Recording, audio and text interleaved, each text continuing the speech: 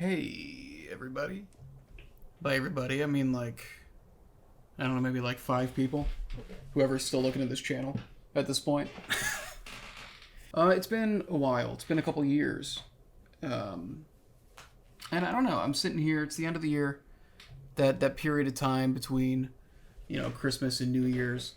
And I was thinking that I'd really like to just kind of talk about what's been happening the last couple of years and what I think's going to be happening over the next couple. Clearly, making videos for this YouTube channel has not been my top priority, at least not in the sense that I used to. Hi, Katara.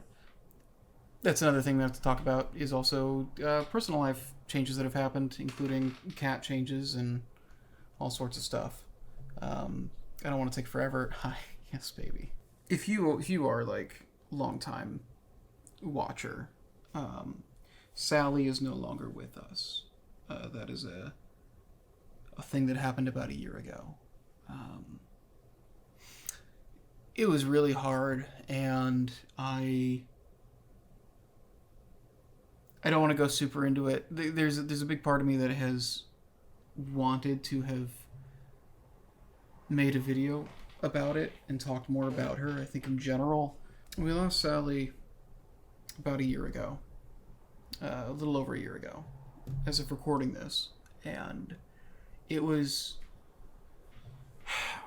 It wasn't sudden in the sense that we knew something was wrong for a while, kind of heading up to it. She was getting older.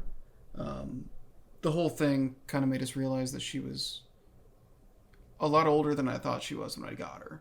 Took her into the hospital to get it checked out, just to have an appointment to examine what was going on in her throat. And they had to sedate her for it, and she came out of that okay for a bit, and then suddenly she wasn't okay, and then it just kind of snowballed, and then she was gone. And it was a really sudden, really hard thing in that respect. Like, I think, I'd been girding myself for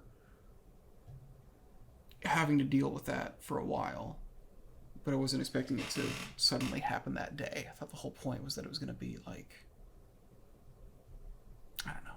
I thought I'd have more time. I think that there's part of me that still really wants to make a video really talking about all of it more in depth and talking about the rest of this, but then also kind of long and short of it.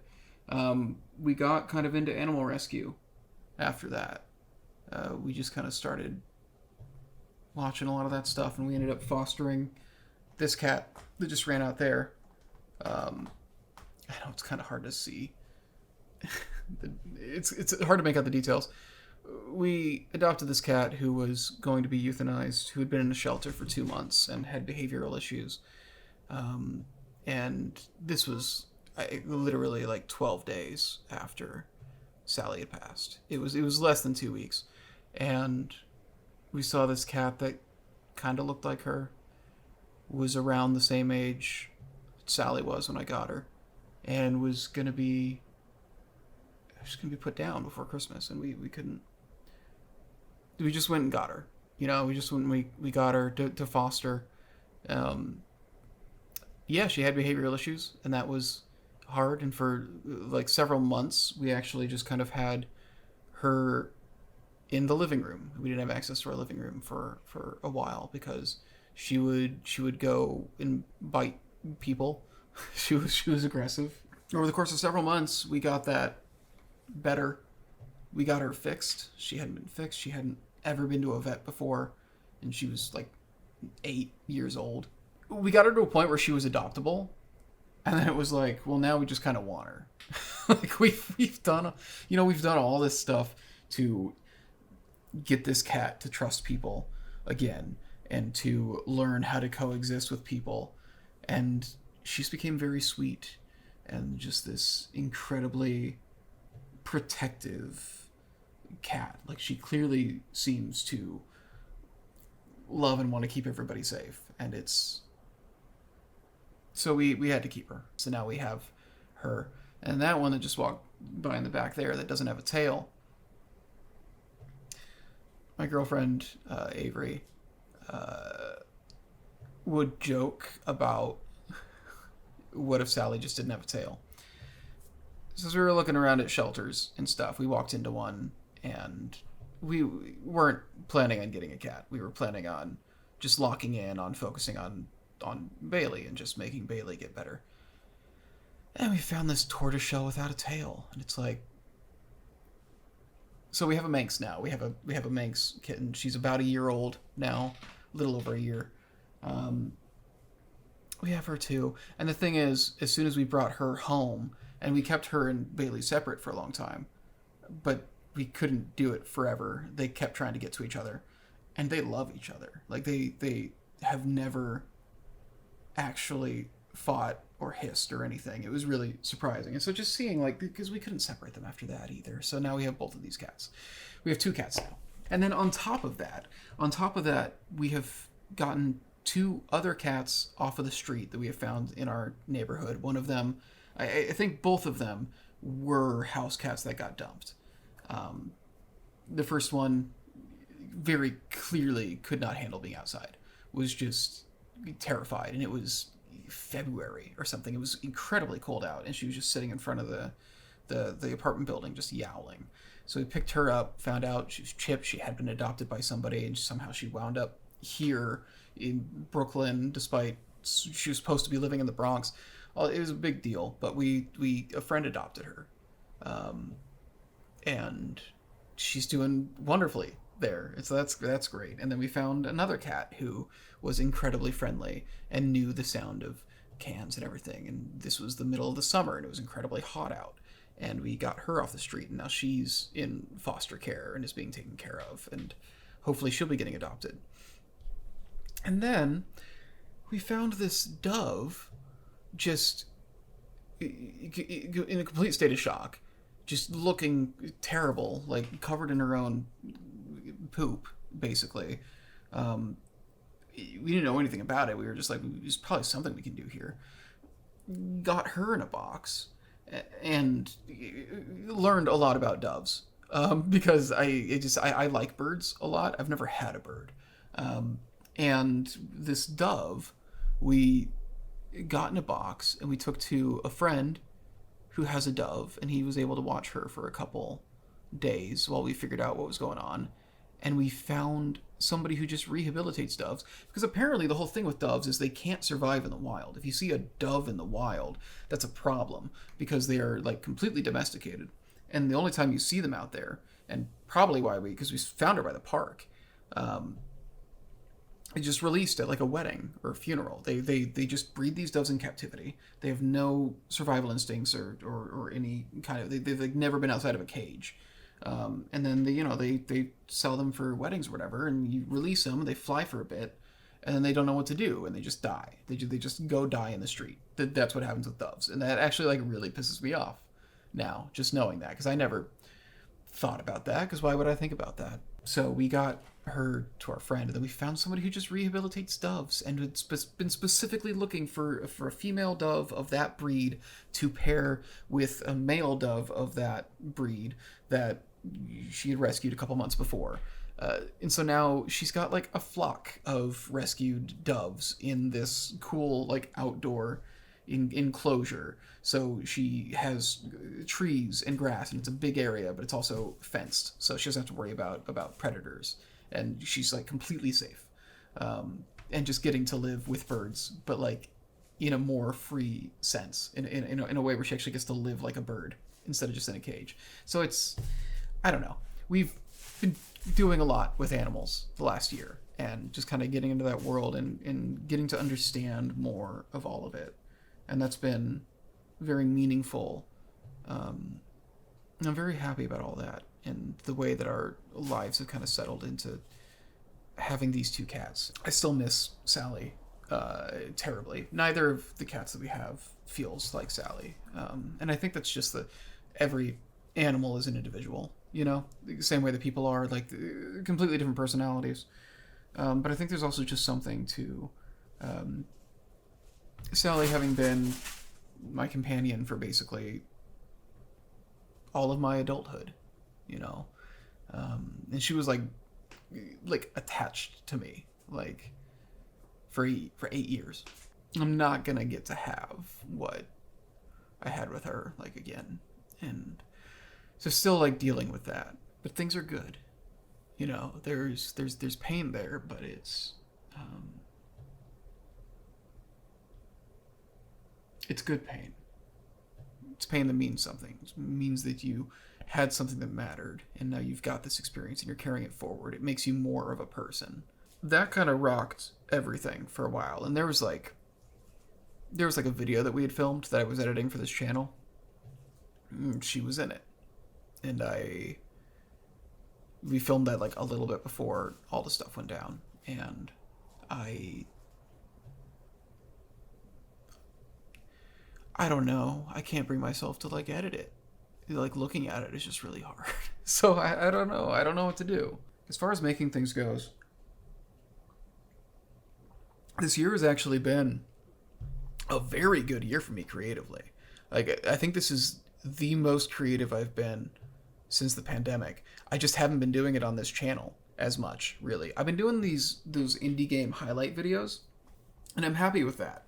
I think the big thing I realized was my bar for making videos on this channel just kept getting higher and higher. I realized pretty quickly I didn't want to like make this my job. So I wasn't looking at the how do I do a thing that I can repeat often enough to actually like build a channel and make a career. I don't care much about that. I kind of want everything I do to feel different. I think is what I realized. What I really want is for whatever I make to be whatever is best for that idea, and that's it, and not necessarily ever make something else in that style again. Now, what this means is that the like 3 ideas that I had like half done or written and partially filmed, just like all that stuff, they became phenomenally huge lifts for somebody who's like a solo team. And I'm not, like working part-time in restaurants anymore. I've got like the full-time job, and I'm financially responsible for more things. And so my time for making those things has diminished like greatly. And then the energy that I have left for doing those things. So when these projects become like for example, a Final Fantasy 15 video. Cool, sounds simple enough. I wanted it to be a fucking travel log, I wanted it to be done, or at least filmed, with footage of me and my group of online friends while we were like going on a trip overseas. Even if we get on this trip, right? Am I going to be able to film footage at the level that I want this footage to be filmed at? I don't know, man. I'm one dude with a not impressive DSLR. Like, I don't have a lot of gear or budget or anything like that. So, I'll rent out a camera when I'm doing a film shoot or something. But I can't rent like an Alexa to take over to Sweden or Canada, for a week and a half. I don't got that kind of money. And then I wouldn't be able to like really make use of it anyway. It's a whole thing. I have these ideas where it feels like, oh, you want like a production crew for this. I've got all these ideas that are just massive. And I really only want to do them if I can do them in that way. So I'm just not doing them currently. But these indie videos, I've been playing a lot of indie games this year, and it's always fascinating to me when I play something and I think it's like a phenomenal game, and I look at the store page to like leave my review, and it's got like 200 reviews. It's just like, oh, like nobody knows about this because it was made by like 3 people in their spare time, and they don't have money for marketing. They're not getting this out in front of people, and the market is so saturated. There's so many games. So I'm like, okay, well, I'm a pretty good editor. I'm a pretty good voiceover artist. I can pretty quickly make a short highlight video just trying to put the word out there about a game that I think people would like if they knew about it. So the whole idea behind these is literally just if I play an indie game and it's got barely any reviews on Steam, it seems like people just don't know this is around, and I want people to know about it, I spend a couple hours making one of these things. It's not incredibly difficult. It feels like I'm putting some good out in the world. I have fun with the edits because it stays lightweight enough that I never really get mired down in the really awful parts of editing. Like, it gets to stay pretty fun for the most part. So I put out a couple of those. I've got a couple others written, and I'm working on them as I have time between other things. And yeah, hopefully it'll kind of highlight something that you might want to check out. It's definitely going to reflect my personal taste a lot of the time, but I think that's kind of just unavoidable. I'm trying to describe the games in a way where it's like, hey, if you like this kind of thing, you should check this game out. If you're looking for this kind of thing, this game doesn't really have it. I'm trying to just use familiar touchstones to help you figure out if it's actually going to be worth your time, because just not every game is going to be for everybody. But I would like the people who would like these games to know about them. So I'm doing that. I do want to do more things for this channel. But for now, that's what I seem to have the bandwidth to do in between my other projects. Because the creative stuff that's been happening is like my career. Like, I don't know what happened. I think honestly a good part of it is my relationship. I'm dating just a phenomenal artist who is incredibly supportive, who I can connect with on an artistic level. That's just really inspiring and motivating. It makes it a lot easier to kind of put my time into my craft. So this year I wrote a play. Well, I finished writing a play. I honestly have been writing the play for like a year and a half. This started in 2024. And then we found a home for it over the summer this year, and we put it up. We did 3 days. It is absolutely the singular most fulfilling thing I've done creatively. You know, I've made a lot of films. This is my first time going to the stage for over a decade, I think. And what makes this so satisfying, compared to, you know, like the films I've been making, is this is a script I've been trying to do like some version of for 12 years. I tried making art about this thing back in like 2011 or 2012. So even longer than that. It's a play about grief. And it's not like autobiographical in the sense that it's not about the thing that happened to me, but the reason I wanted to do it is, yeah, because of a thing that I experienced and went through. I lost 2 friends back to back shortly after I came out to New York when I was 18. Like, I came out here, and like a kid that I had grown up with, and then a kid that I had just become friends with, one of my first friends that I made out here, I lost them like a month apart. Yeah, it was incredibly difficult, and it made a massive impact on me. Figuring out what to do with those feelings was incredibly difficult. And I don't mean just artistically, I mean just personally.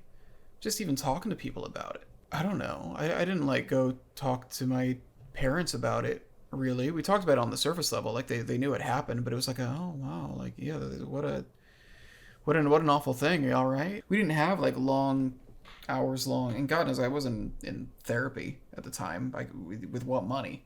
It was this huge, traumatic event, and I had no tools to handle it. So at a certain point, like, you know, the year after it happened, it was still nagging at me, and I started trying to just write a short film about it. We filmed 3 out of the 4 scenes. And then I think there was like I think the actor like slept through when we were supposed to shoot the 4th one or something. I can't remember. We didn't finish it.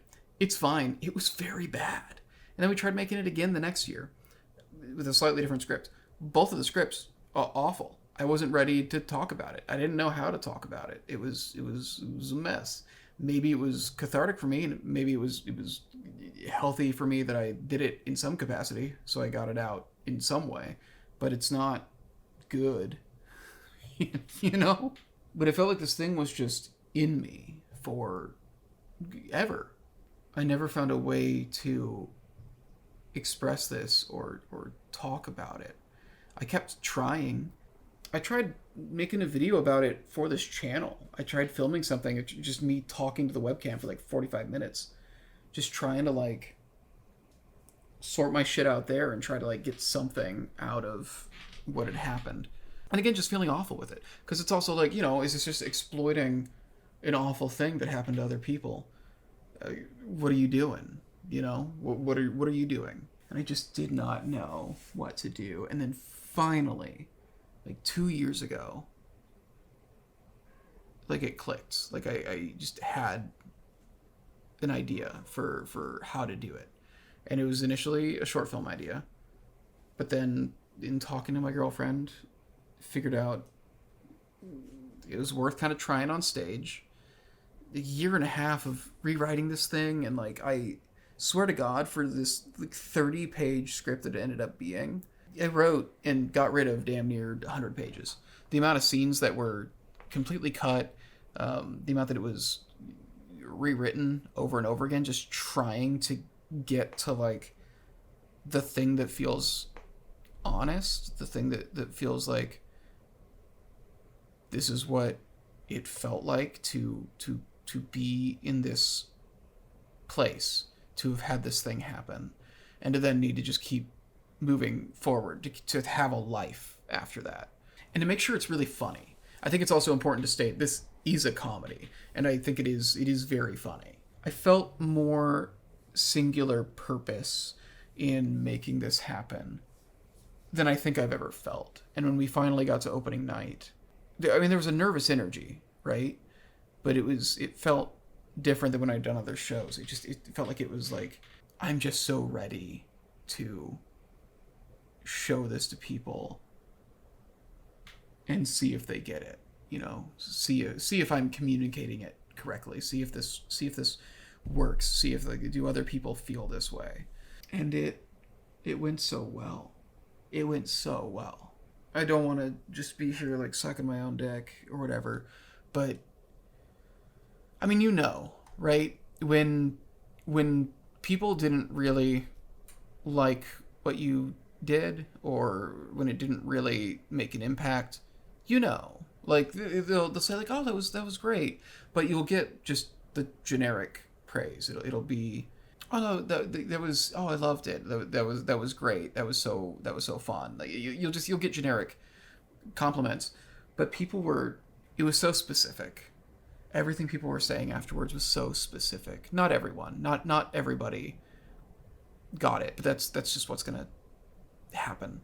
The amount of tears after every show, there was somebody who just came up to us like just wrecked. It felt like I did it, and that I can do it. I guess that's the main thing. I can do it. I can touch somebody, and everything I've ever done up to this point, I feel like I never fully got it. With Uncle Gareth, I felt like I didn't actually land the catharsis that I wanted out of it. I didn't know how to really communicate the message I was trying to communicate the way that I wanted to. It was funny, and I think it was shot well and edited well. It was a well put together film, but I don't think I knew how to give it the heart that it needed yet. And it's the same with like everything else I've done.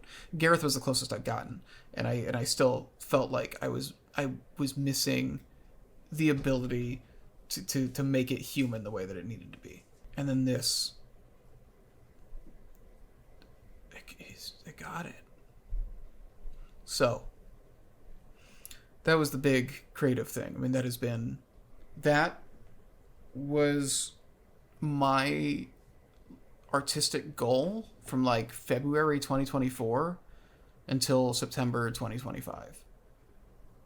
And now I am still working on it. What we ended up getting was we were doing a festival where it had to be under an hour long.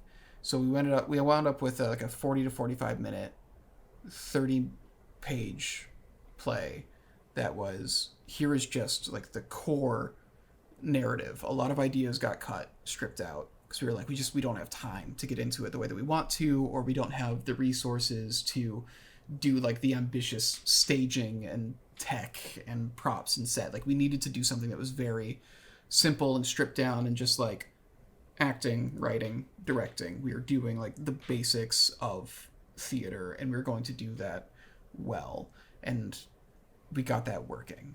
And so now what I'm doing is I want to get it, I don't want it to just be a festival show. You know, I want it to be something that a theater company can do and just say, like, we're going to do this one act. So I need to get it closer to like 90 minutes. I need to get it somewhere in the 70 to 90 minute range, I think is the thing. So looking at getting the page count, not quite double, but close to double, maybe double. I don't know. So I'm enjoying the process a lot, actually. We're writing more things. There's an ease to it now.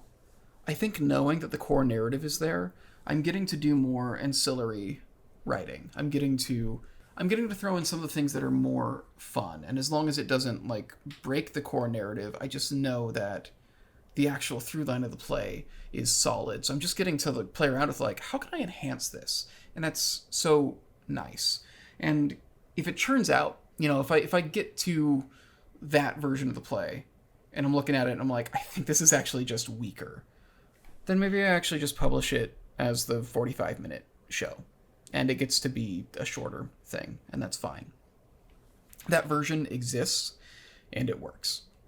Whatever it is, I hit the point in my life, I have become mature enough, or empathetic enough, or wise enough, or something, to where I can finally write this thing. And this has felt like a millstone around my neck, you know, for so long.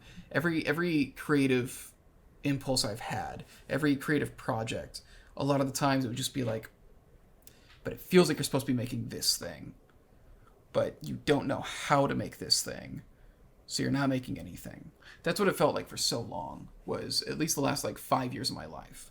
I think I've been at a point where like the need to try and communicate this fucking thing that was inside me was so big that I felt like I was wasting my time if I tried to work on another project.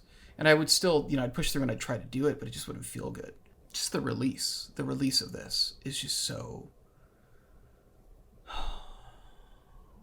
It's incredible.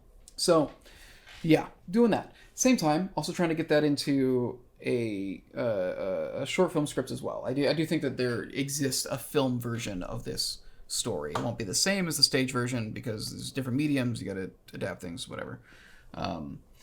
Same time, been working on a feature script that I had an idea for. It started as just like a funny idea, and then I filmed the opening scene for it in 2 hours on no budget. So it's not like professional filmmaking, but I filmed that, and I might be releasing it soon. I'm trying to figure out if it's a thing that I want to release publicly. I showed it to friends at a film festival. Film festival birthday party, I should say. Miles did a film festival for his birthday, and I was like, I'm going to use that as an excuse to do this thing. So I did that. It started as like a really funny kind of goof idea, and it is very funny, and I'm very happy with that. But the more I kind of thought about it and explored it, I'm like, no, there's like a human heart to this too. So I'm very excited about it, actually. And I think it fits. I don't know. I can see how the whole thing goes together. So I'm getting that ready. And then I just got to figure out how to fund it. The classic age-old query with film. And then on top of that, I actually have been making internet content as well. Avery and I have been playing through all the Nancy Drew games because she grew up with them, and I think I played one when I was a kid, but I like puzzle games. We're over halfway through now, playing through all of them, and I've been uploading that to the side channel, Augustus Plays. I've been editing those when we've had time. It's been like a year and a half project as well. Longer than that. It's been actually about 2 years since we started playing them. It's kind of off and on when we have time. And then on top of that, we started streaming fairly often. I'm streaming Blueprints, and then we're doing Baldur's Gate 3 co-op together, and that's been really fun. Those are also going up on the side channel. I've been having just like a creative renaissance. I've been really enjoying making things and just figuring out what my relationship to it is. And I think a lot of it is just, I finally feel in some fashion like I am capable of being the artist that I want to be. In general, I've just been very happy the last 6 months in particular. Especially once Stay happened. The play I did was Stay. Things were very hard after Sally's death, and then honestly leading up to Sally's death, because we knew she was having health problems. The last year was very hard. I said a thing the last time I did one of these videos. I think it was the one that's just called Hey. This one will probably just be Hey Hey. I said I think I said something along the lines of every year feels like the worst year of my life. That continued for a while, and I think genuinely this is the first year where it hasn't been like that. I'm ending the year and I'm feeling lighter for the most part. I'm clearly not, I'm not, nothing is ever all happiness, all sunshine. I still will have periods where I suddenly am just highly critical of myself, and I'll feel like I'm just in no way the person that I'm supposed to be or that I want to be. Yes, Katara? You want to come up? What's going on? This is Katara. She's very small, and I think she's going to stay that small. I think she was a runt. She's very little, and she has no tail. She's a Manx. One of the videos I really want to do was something I planned to release in 2020. And then something happened in 2020. I don't know. For some reason, it just didn't happen. I think I still want to make it. It is very ambitious. It's a problem. And it would essentially be kind of just like a half-hour stand-up set, but also a YouTube video. It was going to be called Hindsight because I was going to release it in 2020. It was going to be like the anniversary of me, 10 years out in the city. Which now I've done 15. Still got a lot of it written. I've filmed a lot of it, I know what sections of it are going to be. I don't know the whole thing, but I do still want to do it. It feels like a kind of reflective, coming-of-age, autobiography stand-up routine. I guess is the way that it sounds to me. And maybe I'll still make that. The cats are so distracting. Yeah. I don't know entirely what the purpose of this was. I know that part of it was definitely to be apologetic for not making things, but also what is there actually to apologize for? So it's probably kind of silly to do that. I think I did just want to connect a little bit and just kind of say, this is where things are at. This is far from everything that's happened. This is just an unscripted kind of ramble. It's just interesting to think how much growth it feels has happened since I last really kind of appeared on this channel. And I kind of wanted to loop you guys in on it. I don't know. I hope y'all are doing well. I hope there's been growth there too. I hope you're getting to know what it is that you want more specifically and how to make steps towards getting it. And I hope you're becoming more empathetic, and curious, well-rounded. There's so much life to live. It's overwhelming, frankly. I feel like I'm really living it lately. And I don't think I was fully aware of how much I wasn't living it. Especially once the pandemic hit. I think the pandemic got rougher for me than I realized at first.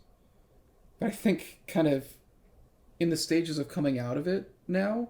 It is one. I feel like I'm feeling all of it more. I'm the ways that I'm still held back, the ways that I'm still not fully myself. I think I'm feeling so much more strongly now because I'm not numb anymore.